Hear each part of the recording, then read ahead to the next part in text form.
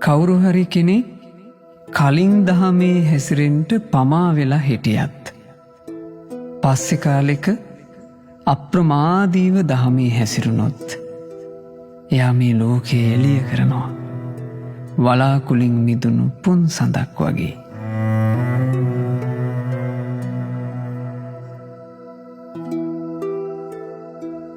කවුරු හරි කෙනෙක් තමන්ගේ පව් කුසල් බලයෙන් නැති කරලා දැම්මොත් එයා මේ ලෝකේ එළිය කරනවා වලාකුලින් මිදුණ පුන් සඳක් වගේ.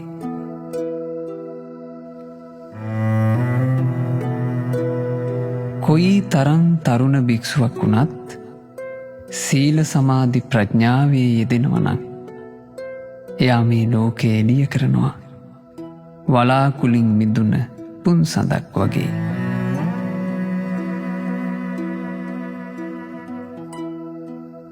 මගේ සතුරන්ටත් ඇසෙන්ට ඕන මේ ධර්මයමයි.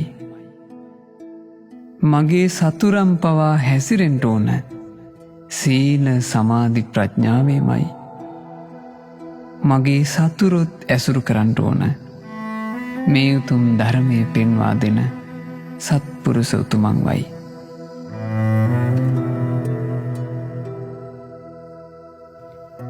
ඉවසන ගුණයෙන් යුතු මෛත්‍රියට ප්‍රශංසා කරන බුදු සමිඳුන්ගේ උතුම් ධර්මය මාගේ හතුරෝ දසත්වා ඒ උතුම් ධර්මයම අනුගමනය කරත්වා.